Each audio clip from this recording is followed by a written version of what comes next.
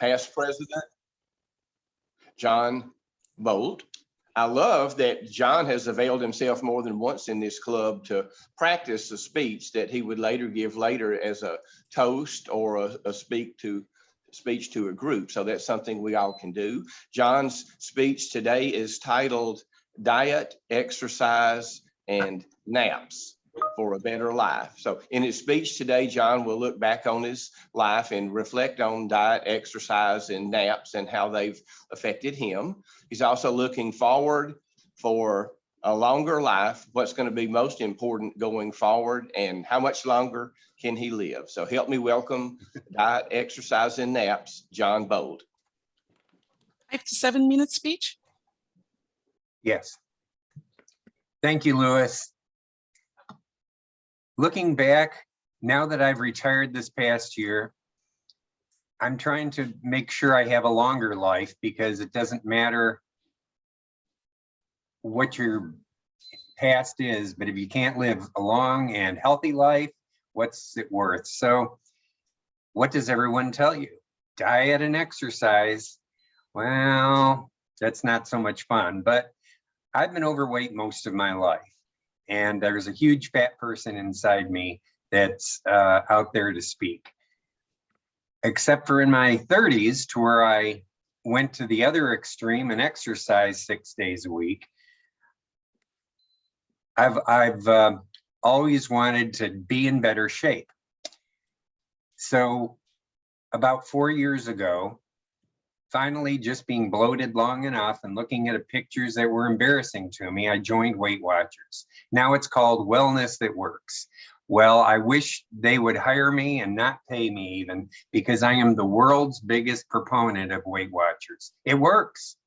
It's amazing. I lost 25 pounds in 3 months. I couldn't do that no matter what I did otherwise. So I was on that for a few years, and then my doctor says, oh no, you've got to be on the latest craze now. So for his reasons, he thought, well, I should be on the keto diet. You wouldn't believe how many people are on the keto diet. Well, I love that even better, because you eat vegetables, meat, cheeses. You don't have to worry about fat. You just have to worry about carbs. So say bye-bye to your breads and your pastas, which aren't too hard to avoid once you do that, but you got to back up. I cheat every day. Don't tell anyone. I just don't go crazy. So I've been able to hold off all this weight. And if I wanted to, I know how I could lose some more weight if it was that important. But then there's exercise. You need to exercise both your mind and your body.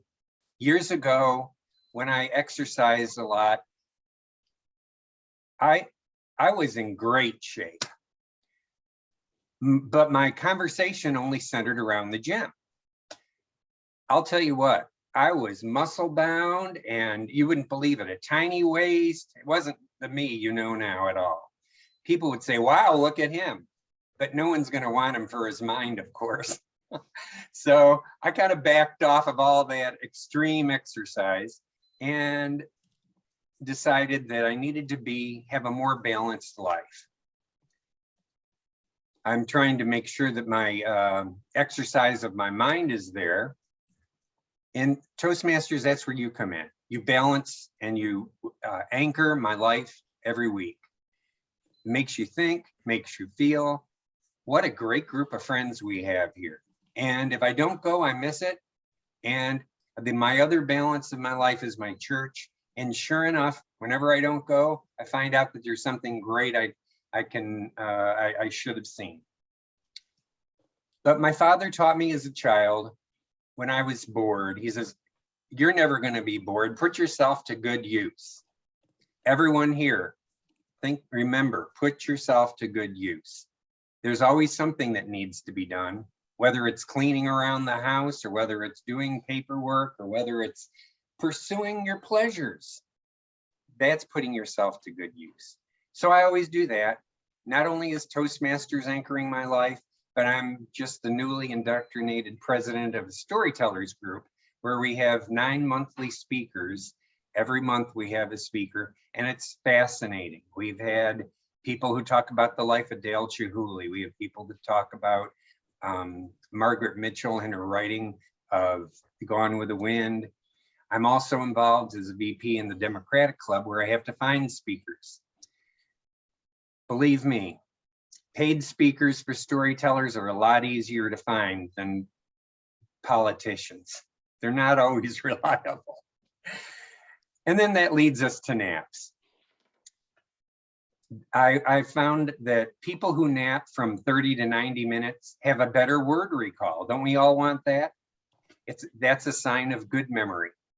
However, people who did not nap or napped longer than an hour and a half don't have that advantage. So it's always a good idea to nap if you want. And that leads me to my my life expectancy, or the race to live longer, as I like to put it. As a male in the United States, a baby, Green. thank you, a baby can expect to live 76.2 years. A female is 5 years on it, 81 years. But now that I'm sick, well, next week, I'll be 69. I have 15.3 years left, so I've got to make the most of it. Basically, it's my life expectancy by the math is 84.3 years.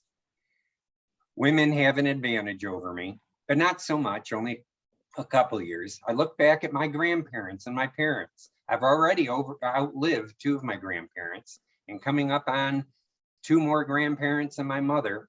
But the longest living person in my family was my dad. He made it to 83 years. Well, that gives me 15 more years, but I'm going to beat him. That's my goal. And the other thing is they smoked because it was real fashionable back then to smoke. So I haven't done that. So I think I might be able to be the longest living person in my family. Yellow. But that's yet to find out. But I assure you that as far as life quality goes, my life is superb. Now I'll tell you how that diet and exercise is going after my nap.